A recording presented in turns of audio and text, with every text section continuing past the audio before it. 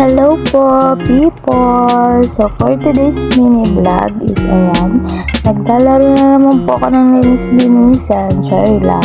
Nga po, sinetap ko na yung camera, tinanggap ko yung unan. Kung mapapansin nyo po, is magulo. Hindi ko po talaga yan nilinis. Gawa nang lilinisin ko rin po siya pagkatapos kong maligo. Linis na lang po naman ang gagawin para hindi po magkaroon ng langgam.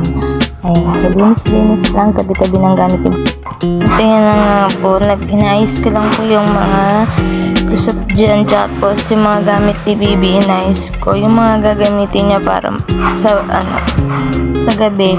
Hindi na po ako maghirapan magkuha ng mga gamit niya. Ayan, pinagpagan ko lang siya dyan, kasi ayan, tinupi ko siya dyan, yan. Ayan lang yun po yung ginagawa ko kapag hindi po ako magpapalit ng bedsheet. Ayan, tapos in-sprayan ko lang po ng alcohol para hindi na po siya masyadong maanahan ng mga langgam.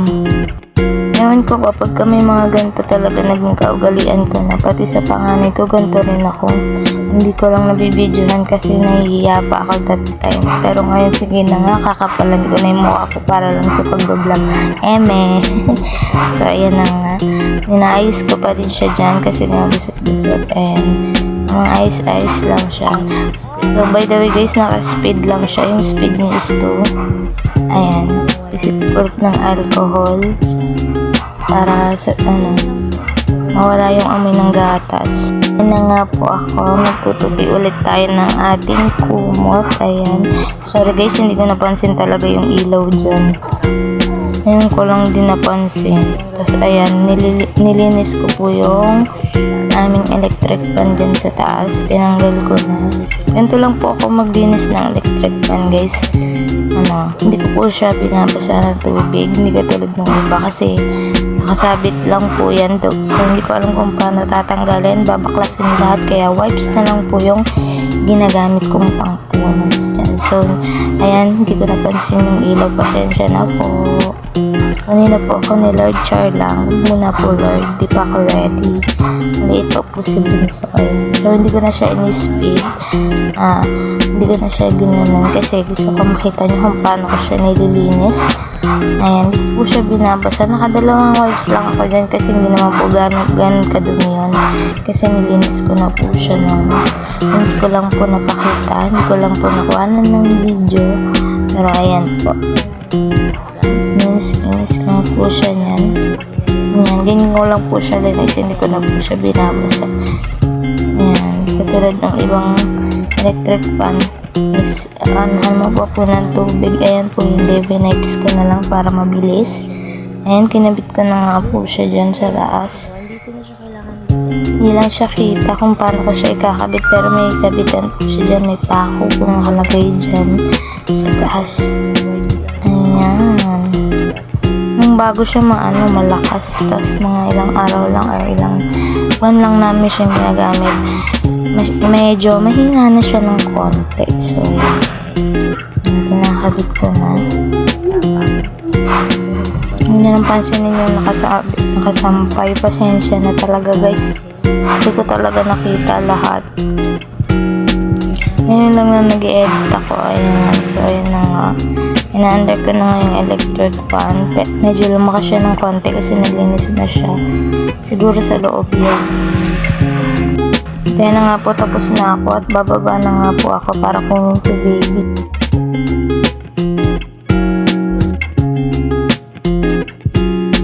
At yun na nga po guys, nilinisan ko na nga po si Bunso yun kasi gawa ng pipicturean ko po siya kasi 2 months old na po siya. Ayan, tamang linis na sulok-sulok ko na katawan ni baby kasi gawa ng nai-stuck yung pawis niya. So nang dibag yan.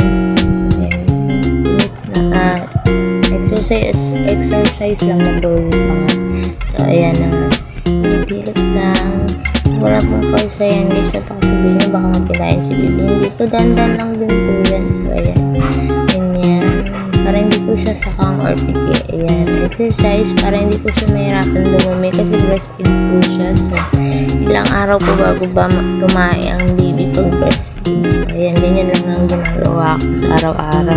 Nga po, sa party na po tayo ng kili-kili at leeg. So, ayan, wipes lang din po yung ginagamit ko. By the way, guys, nilagyan ko pa yan ng konting alcohol kasi nga, para matanggal yung amoy. Pero konti lang naman po yung nilagay ko. So, ayan. Pagpasensyahan nyo na, guys, umuulan. Kaya nilalakasan ko na lang yung boses ko. Ayan. Binilisan ko na rin po kasi nga magpipicture pa po siya, gawa ng 2 months old na siya. Sabi ko gabi na, anak, huwag ka na muna magpasaway, pero umiiyak na po siya dyan, nabubugdot na, kaya ayan, nagmamadali na po. Todo saway pa ako dyan, huwag lang siyang umiyak. So ayan na nga po, nalagyan ko na po siya ng pulbo, bibihisan ko na siya niyan para okay na, pero ready na siya sa picture. Simple nga lang po yung ginawa ko, guys, kasi nga wala naman po kami mga gamit yan na maayos kasi yung ibang gamit ni Kuya Clark di ko na po alam kung saan napunta. So ayun, bibisin ko na po siya dyan ng kanyang damit. So tinabi ko na si wipes, ko na po si damit. Ayan, nagmamadali na rin ako dyan, guys, di lang halata kasi umiiyak na rin po siya nyan. So ano na rin ako kasi nga nakalimutan ko pa pong maglagay dyan ng langis sa tiyan niya at saka sa dibdib niya, sa bunbunan niya. Nilate ko na lang po sa kanya, hindi ko na po pinakita kasi nga po nagmamadali ako gawa nung nag-iiyak na siya. So yan, kasi ko baka po siya kabagan pag iyak ng iyak. Grabe pa naman umiyak yung batang niyan, Diyos ko, para na mga kinakatay. Charis lang, pero love na love ng mama yan, kahit mukha kaming zombie sa madaling araw. Ayan, ayun na nga po, binibisan ko na siya niyan. Ayan,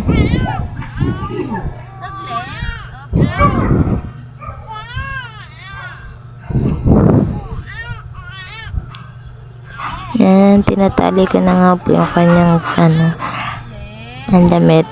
So pangalawa ng anak ko, hindi ko pa rin alam tawag dyan, nakakalimutan ko, kahit alam ko hindi ko na maisip ko anong tawag dyan, guys. Nanganak lang ako, ang dami ko na nakalimutan. So ayan, linis lang dyan. Ay bunso, umiyak na siya dyan, nagbamaoy na yan eh.